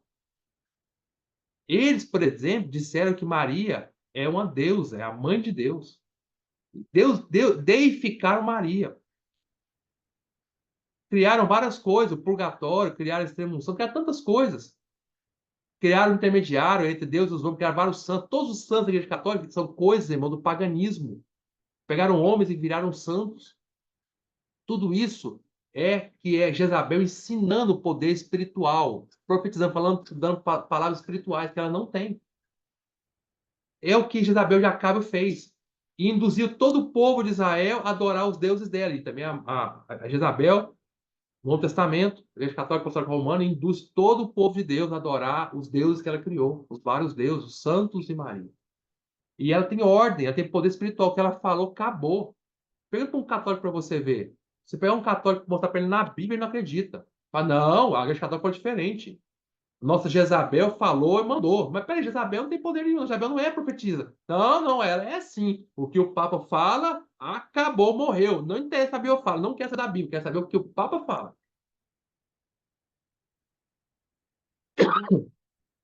Vamos entender essas questões todas, tá? Então vamos voltar agora para 1 Reis, tá? As semelhanças, né? Então, o grande ato de Jezabel foi, com Acabe, misturar os deuses pagãos para dentro do povo de Israel, das coisas de Deus. Ela trouxe o paganismo para dentro das coisas de Deus, tá? E é isso que a Igreja Católica fez também. Ela pegou as coisas do Senhor, que era a palavra de Deus, e misturou com o paganismo, com vários deuses pagãos. Nas mensagens seguintes, eu vou explicar com detalhe isso aí, como ela pegou os vários deuses e transformou em coisas do cristianismo. Por exemplo, adorar uma mulher, Maria, não é coisa do cristianismo, não tem isso na Bíblia. Você não vê no livro de Atos nenhum irmão, nenhuma igreja adorando Maria. Na Bíblia inteira não tem isso, mas a Igreja Católica criou isso. De onde ela tirou isso? Tirou do paganismo. Ela tirou isso, foi das coisas do mundo, das religiões da Babilônia, que lá da Babilônia. Tá? Os santos, não tem adoração de santos na Bíblia. Onde ela tirou isso, a Igreja Católica? Tirou do paganismo, dos vários deuses que os povos têm. Isso tudo eu vou explicar com mais detalhe depois. Tá? Isso é o que Isabel faz, ela mistura as coisas pagãs com as coisas de Deus. É isso que ela fez com Acabe na época lá e é o que a Igreja Católica faz hoje também. Até a cruz não é um símbolo cristão. Não é, irmãos. A cruz não é um símbolo cristão. A Igreja Católica introduziu isso dentro da igreja, que agora a cruz é um símbolo cristão. A cruz é um símbolo de maldição. O Senhor foi pendurado na cruz como uma maldição. Também é um símbolo do paganismo. A Igreja Católica instituiu o Natal para adorar o Senhor. Isso é coisa do paganismo. Dia 25 de dezembro é a adoração do Deus Sol. Isso não vem na Bíblia. Ninguém na Bíblia adora o nascimento do Senhor Jesus. Ninguém celebra na Bíblia o nascimento do Senhor Jesus. Isso não está na Bíblia. Mas ela criou isso, porque tinha o Deus Sol, agora virou, em vez de adorar o Deus Sol, vamos misturar agora e vamos adorar o nascimento de Jesus. Irmãos, a Igreja Católica, onde ela vai, ela consegue absorver todos os deuses locais. Ela cria o que a gente chama de sincretismo, que é misturar várias religiões. Lá na Bahia, por exemplo, as igrejas católicas da Bahia adoram as coisas de Deus e adoram Iemanjá, que é uma deus, um demônio do mar. Do mar. O dia de Iemanjá é celebrado pelos católicos. Católicos. Iemanjá é a mesma deusa da Umbanda, do Candomblé, da Macumba. É a mesma deusa da Umbanda, do Candomblé, da Macumba. E a mesma deusa da Umbanda, do Candomblé, da Macumba, também é adorada pelos católicos lá na Bahia. Lá vão lá a entrada da catedral, né, com os perfumes santos, as baianas do Candomblé. Isso chama-se sincretismo, mistura, irmãos. Onde ela vai, mistura. Quando a gente foi lá eu e Renata, meus pais, nós fomos uma vez no Peru, lá a igreja católica no Peru, aí a gente entrou em alguns lugares lá, ela misturou até coisas da religião inca, dos povos incas, não tem nada a ver com Deus, com a igreja católica. E ela faz isso falando assim, não, a gente vai fazer isso para poder ganhar o povo inca para Deus. Aí ela mistura com as coisas de Deus. Sabe que existe uma pintura, olha que interessante, existe uma pintura muito, muito, acho que foi pintado por Michelangelo, se não estou equivocado, né? Depois você pode me corrigir. Uma pintura muito famosa, que é a Última Ceia, que mostra assim, o Senhor Jesus, na cabeça de Michelangelo, né? O Senhor Jesus com seus discípulos, né? Numa mesa grande, assim. Famosa pintura, a pintura é muito antiga, né? E aí o Senhor está com pão lá na mesa, na mesa tem um pão e um cálice. Ele está segurando o pão para partir e o cálice, né? Que é a última ceia do Senhor. Lá no Peru, eles repintaram essa pintura, fizeram uma cópia dessa pintura, mas em vez de botar o pão em cima da mesa, botaram o porquinho da Índia, que é o cuy, chamado cuy. Porque um dos alimentos básicos do povo de lá é o cuy. Eles não conheciam muito o pão, eles conheciam o porquinho da Índia, eles comiam o porquinho da Índia. Então, ele mistura as coisas locais, paganismo, com as coisas de Deus. Papai deve se lembrar disso, que a gente viu o cuy em cima da pintura lá. Né? Mamãe também. Renata deve lembrar. Então, é o sincretismo, a mistura. Isso que Jezabel de Acabe faz. Ela pega as coisas do que não tem nada a ver com o povo de Deus e traz para dentro do povo de Israel. Tá? Bom, vamos para 1 Reis 17. Aí conta a história que Elias previu grande seca. Eu vou passar por cima, tá, irmãos? Previu grande seca E aí, em Israel, teve uma grande seca, tá? Depois Elias pegou, orou que ia chover novamente. Agora, olha o versículo 1 Reis 18. Vamos ler rapidinho aqui, 1 Reis 18. Muito tempo depois, veio a palavra do Senhor a Elias. Elias é o grande profeta Elias, lembra de Elias, né? No terceiro ano, dizendo: vai, apresente-te a Acabe, porque darei chuva sobre a terra. Vamos ler, irmão, presta atenção. Partiu, pois, Elias a apresentar-se a Acabe, e a fome era extrema em Samaria. Acabe chamou Obadias, o mordomo. Obadias também temia muito ao Senhor. Por que Obadias era o mordomo do rei Acabe? Era Obadias. Ele temia muito o Senhor. Por quê? Olha por quê. Porque quando Jezabel, que era a esposa de Acabe, exterminava os profetas do Senhor. Jezabel exterminava os profetas do Senhor. O que Jezabel fez? Além dela tirar Deus do povo de Israel e botar Baal e Aserá, ou Astorá, ou Aserá, a mesma palavra, que é a esposa de Baal, dos dois deuses, ela pegou os profetas do Senhor e matou. Ela perseguiu o profeta do Senhor. Vamos parar aqui rapidinho. O que a Jezabel do Novo Testamento, que é a Igreja Católica Apostólica Romana, faz? Ela também persegue os profetas do Senhor. A Igreja Católica matou vários servos de Deus. Até mesmo da própria Igreja Católica, na época medieval, os servos do Senhor que amavam o Senhor, ela perseguia. Ela matou Giovanni Savonarola, ela matou John Hus, queimando vivo. Ela quis matar Martinho Lutero, mas Martinho Lutero conseguiu escapar porque pegou proteção do rei da Germânia. Ela matou os valdenses vários, matou os albigenses vários, matou Madame Guyon, prendeu a Madame Guyon na Bastilha Francesa e matou a Madame Guyon. Ela persegue os profetas do Senhor. Durante a história da Igreja Católica, até hoje ela persegue os servos do Senhor. Se você hoje, até hoje, elas odeiam os protestantes, até hoje elas odeiam os servos do Senhor. Até hoje a Igreja Católica persegue. Achei interessante, vocês não sabem, de contar a história para vocês. Quando eu cheguei aqui em Araguaína, eu fui lá no Hospital do Orione, que é católico, e fui lá e falar com o diretor clínico do Hospital do Orione. E cheguei lá, me apresentei, que eu era médico, oftalmologista, tudo. Fui falar com ele porque eu queria pedir para ele se eu podia utilizar, se ele deixava eu utilizar o hospital para operar meus pacientes. Porque aqui não tem outro lugar para poder operar. Aí ele pegou e falou assim: não, pode. Tá. Eu só falei quem eu era, que eu era cristão. Perdão, cristão não, perdão. Não falei que eu era cristão, não. Eu falei que eu era médico. Eu nem toquei. Momento na conversa com o diretor clínico, que é um médico também, momento nenhum eu toquei em questão de cristão, não. Que eu era cristão, crente, nada disso. Nenhum momento. Só falei que eu era oftalmologista, estava chegando na cidade, era novo na cidade, estava chegando na cidade e eu queria operar lá. Aí ele virou para mim e falou: não, você pode, tudo. Só que é o seguinte. Aqui é um hospital católico, então você não pode falar de Deus aqui dentro, nada que não seja a favor da religião católica. Aqui nós somos católicos, tem que respeitar isso, não sei o quê. Achei estranho falar isso para mim, porque, puxa, ele não me conhecia, tinha acabado de chegar na cidade. Eu não falei para ele que eu era crente. Eu nem falei para ele que eu era cristão. Como é que ele sabia isso? Talvez ele não soubesse, mas de qualquer maneira ele queria dizer que sim, aqui não se pode falar nada que a igreja católica não se fale. Aqui não pode tocar, aqui nós não aceitamos.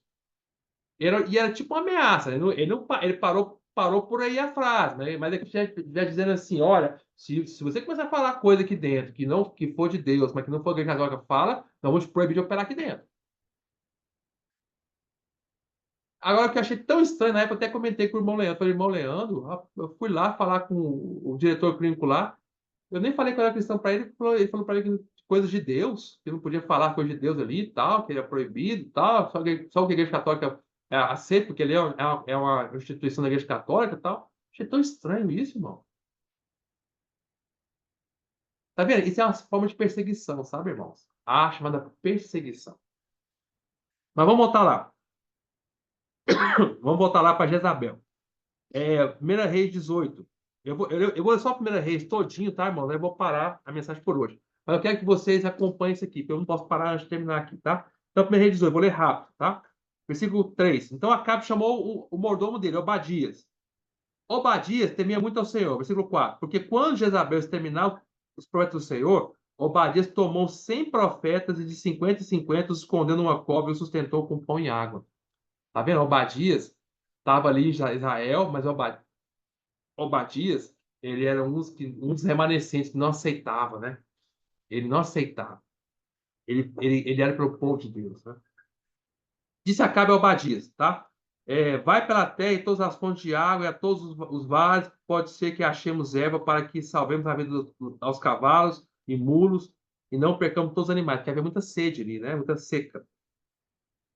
Então, eu vou pular aqui para o tempo. Aí, o que aconteceu? Fala para os irmãos. Aí, o Obadias pegou, quando estava saindo para procurar água, encontrou Elias, que era um profeta do Senhor, que havia fugido para as regiões de Tiro e Sidom, inclusive, tá?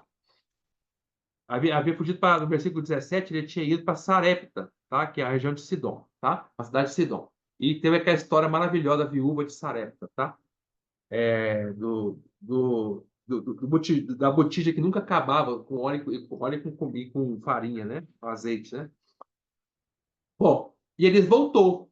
Você já viu para Elias? Pode voltar lá para o reino de Israel, sai de Tiro e Sidom, volta para o reino de Israel, porque fala para Acabe que eu vou voltar da chuva novamente.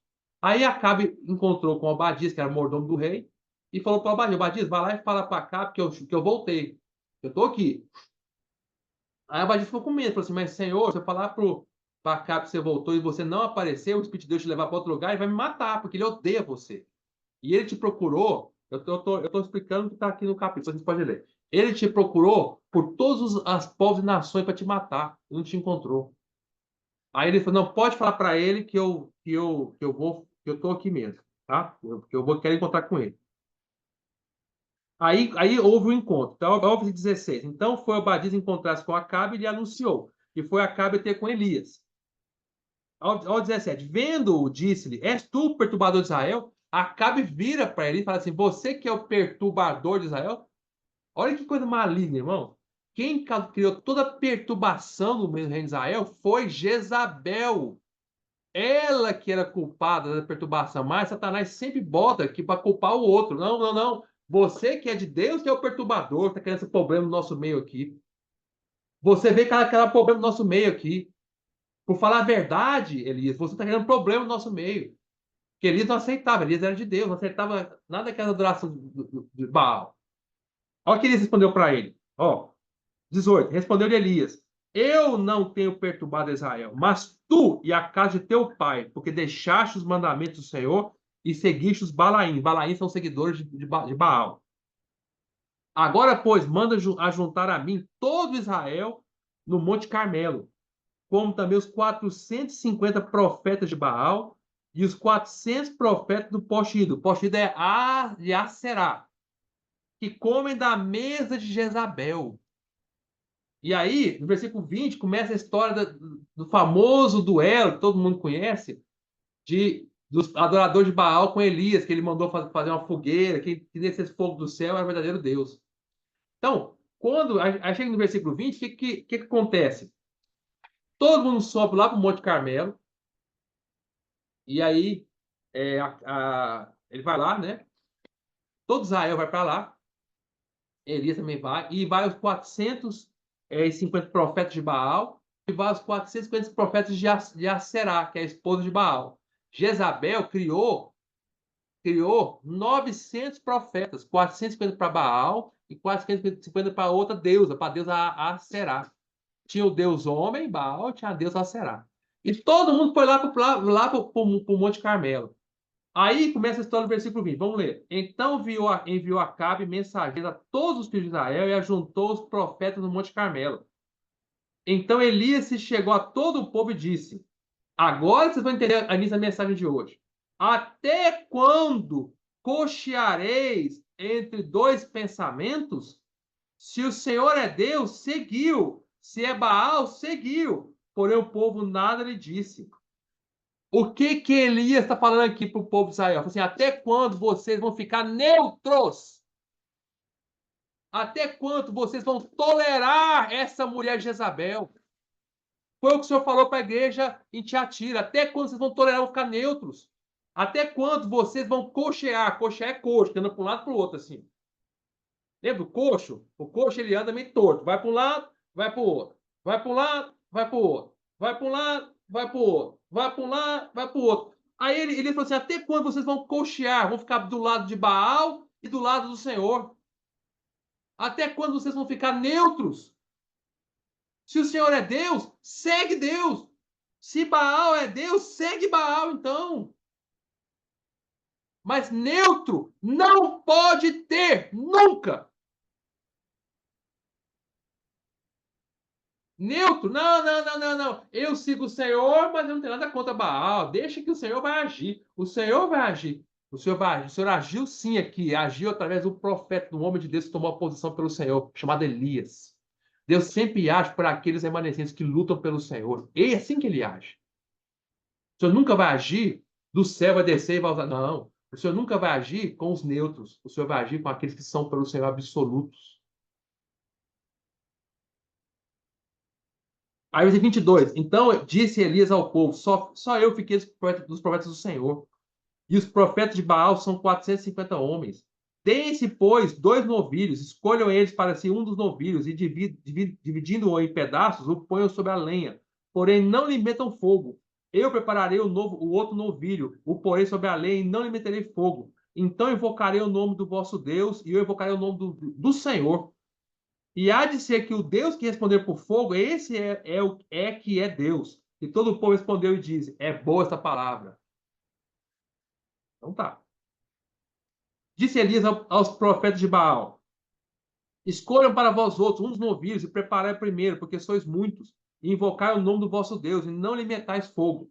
Tomaram o novilho que lhes fora dado, prepararam e invocaram o nome de Baal, desde a manhã até o meio-dia, dizendo: ah, Baal, responda-nos. Porém, não havia uma voz que respondesse. E manquejando, típico de quem segue Baal, né? Manqueja, coxo, né? Vai para um lado para o outro. Manquejando, se movimentavam ao redor do altar que tinham feito. Ao meio-dia, Elias zombava deles, dizendo: clamai em altas vozes, porque ele é Deus. Pode ser que esteja meditando, ou atendendo necessidade, ou de viagem, ou a dormir, e despertará. E eles clamavam em altas vozes e retalhavam com facas e com lancetas, segundo o seu costume, até derramarem sangue. Passado o meio-dia, profetizaram eles, até que a oferta de manjares se oferecesse. Porém, não houve voz, nem resposta, nem atenção alguma. Então Elias disse a todo o povo: chegai-vos a mim. E todo o povo se chegou a ele. Elias restaurou o altar do Senhor que estava em ruínas.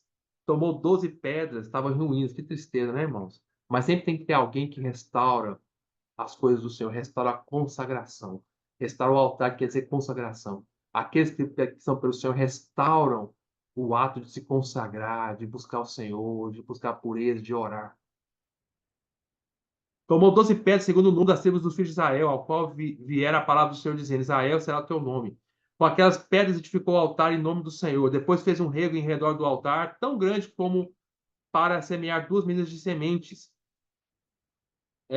Então armou a lenha, dividiu o novilho em pedaços, pôs-lhe sobre a lenha, e disse: enchei de água 4 cântaros e derramai-a sobre o holocausto e sobre a lenha. Jogou água lá para não pegar, para nem conseguir pegar fogo, porque lenha molhada não pega fogo, né? Ou seja, ele tornou mais impossível ainda pegar fogo. Disse ainda: fazei a segunda vez. De novo derramou até encharcar. E o fizeram. Disse mais: fazei a terceira vez. E fizeram a terceira vez. De maneira que a água corria ao redor do altar. E ele encheu também de água o rego. No devido tempo, para se apresentar a oferta de manjar, aproximou-se o profeta Elias e disse: ó Senhor, Deus de Abraão, de Isaac e de Israel, fique hoje sabido que tu és Deus de Israel e que eu sou o teu servo. E segundo a tua palavra fiz todas essas coisas. Ou seja, eu obedeço o que a tua palavra fala. Eu faço segundo a tua palavra e eu sou o teu Senhor. Senhor, eu não aceito nenhuma palavra, mas a tua, somente a tua palavra. Assim somos nós hoje, irmãos. Obedecemos somente a palavra do Senhor de capa a capa, nem outra palavra de homem nenhum. Continuamos. Respondeu-me, Senhor. Responde-me, Senhor. Responde-me para que este povo saiba que tu, Senhor, é Deus e que a ti fizeste retroceder o coração deles.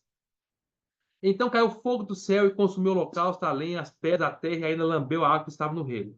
O que vendo todo o povo caiu de rosto e terra e disse: o Senhor é Deus, o Senhor é Deus. Disse-lhe Elias: lançai a mão os profetas de Baal, que nenhum deles escape. Lançaram a mão deles e Elias os fez descer ao ribeiro de Quizon e ali os matou. Elias não poupou, matou mesmo. Irmãos, não podemos poupar as coisas que não são de Deus, tá bom? Bom, aí por causa disso. Aí a Jezabel ficou sabendo disso, Jezabel ficou possessa, tá? Olha o versículo, vamos ler a 1 Reis 19, tá? Acabe, versículo 1, Acabe fez saber a Jezabel tudo quanto Elias havia feito e como matar todos os profetas à espada. Então Jezabel mandou um mensageiro a Elias e dizer-lhe: Faça-me os deuses, que ela tinha vários deuses, não? Como eles aprouver se amanhã, a estas horas, não fizerem eu a tua vida como fizeste a cada um deles. Temendo, pois, Elias levantou-se para salvar sua vida e se foi, chegou a Berseba, que pertence a Judá, e ali deixou o seu moço. Aí Elias teve medo de Jezabel. E Jezabel começou a perseguir Elias. Aí Elias fugiu para poupar sua vida. Irmão, irmãs, creiam em mim, até hoje, a Igreja Católica faz isso. Quando ela persegue o povo de Deus, aqueles que são pelo Senhor, ela consegue perseguir, muitos têm que fugir. Muitos são processados. Processados. Se essa mensagem estivesse no YouTube, é capaz de cada um querer nos processar. Persegue mesmo, tá? Aí, aí você sabe a história de Elias. Ele foi para o Monte Horebe, ficou com depressão, e aí ele pegou, pediu a morte para si. Aí, certo? E aí o Senhor apareceu para ele, né? De forma maravilhosa, vocês sabem disso, né? Ah, aí eu fico 14, 1 Reis 19, 14, que é muito bom. Vou ler para vocês, ó, para terminar.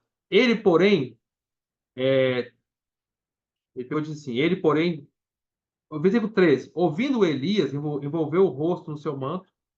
O senhor passou por Elias na caverna do Monte Horebe, né? Como, primeiro como um vento forte, um terremoto, né? E o senhor não estava ali. Aí depois passou um fogo e o senhor não estava ali. Depois veio um cicio, um ventinho bem tranquilo e suave, e o senhor estava ali. Aí 13, fala assim, ouvindo Elias, envolveu o rosto no seu manto e saindo, pôs-se à entrada da caverna. E eis que lhe veio uma voz, ele diz, que faz aqui, Elias?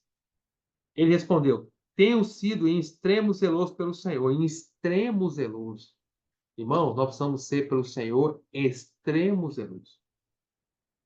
Deus dos exércitos, porque os filhos de Israel deixaram a tua aliança, derribaram os teus altares, mataram os teus profetas à espada, e eu fiquei só, e procuram tirar minha vida. Disse o Senhor, vai, volta teu caminho para o deserto de Damasco, e chegando lá, unja Hazael, rei sobre a Síria.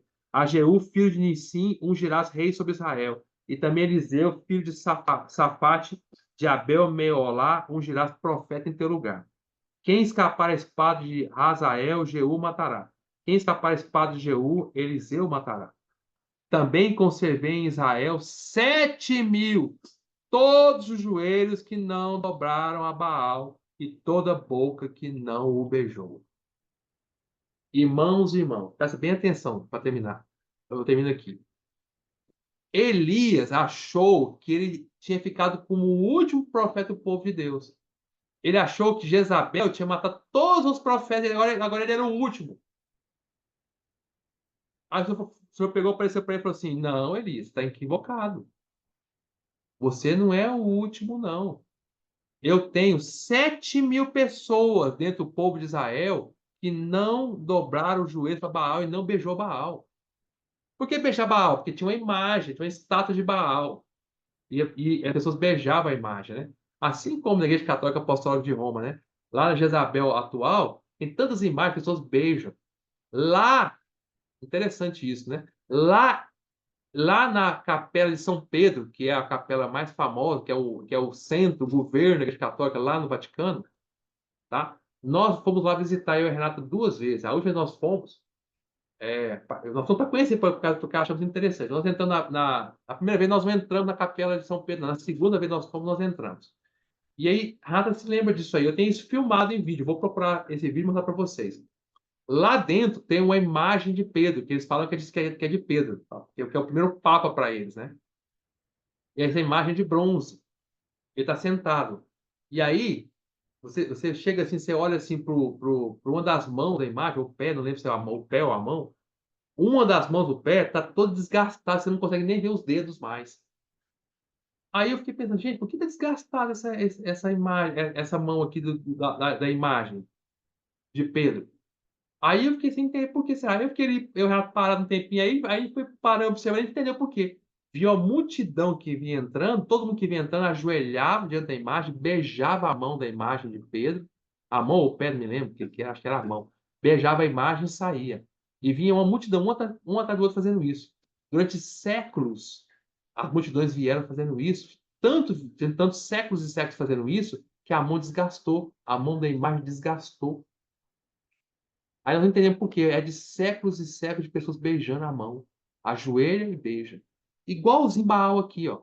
Ajoelha para Baal e beija Baal. Você falou assim para Elias, Elias, aqui em Israel você não está sozinho, não. Eu tenho 7.000 pessoas que não dobraram o joelho para Baal e não beijaram a imagem dele. Agora, o que é mais rico é que na cabeça de Eli, presta atenção para terminar, irmão. Na cabeça de Eli estava sozinho. E o Senhor falou assim: não, eu tenho um remanescente aqui dentro em Israel que não aceita essas coisas. São 7.000. Isso é o mesmo princípio da Igreja Católica Apostólica de Roma, da Igreja de Tiatira. Vamos voltar para Apocalipse 2? Eu e você, a gente olha para a Igreja Católica e acha que não tem ninguém que ama o Senhor ali. Não é possível, não sobrou nenhum filho de Deus ali. Não se engane, meu irmão e minha irmã. Deus tem com certeza ali no meio 7.000 pessoas que não adoram Baal e não querem saber de Jezabel. Pode ter certeza, tem 7.000. 7.000 é modo de falar, né? Não sei se é um número físico, real. Mas tem muita gente ali dentro. A Igreja Católica está no mundo inteiro, mas ela é de milhões de seguidores, mas tem pelo menos 7.000, que não é muito, 7.000 para milhões é pouco, né? É o remanescente. Existe os chamados demais de Tiatira. Os demais de Tiatira não aceitaram essas coisas e eles são os fiéis, e eles são vencedores. Nunca pense que não tem ninguém, tem os remanescentes, os demais. É o que fala aqui, ó, em Apocalipse capítulo 2, versículo 24. Digo, sou propaganda de Tiatira. Digo, todavia, a vós outros, os demais de Tiatira. Os demais de Tiatira são 7.000 que não adoraram Baal, lá de Elias. É o mesmo princípio, que não seguiram Jezabel. A vós outros demais de Tiatira, tantos quanto não têm essa doutrina e que não conheceram como eles dizem as coisas por conta de Satanás, outra carga não jogarei sobre vós. Tão somente conservar o que tendes até que eu venha, ao vencedor. Amém, irmãos? Jesus, o Senhor. Semana que vem eu continuo explicando um pouquinho mais da questão de Jezabel, tá bom?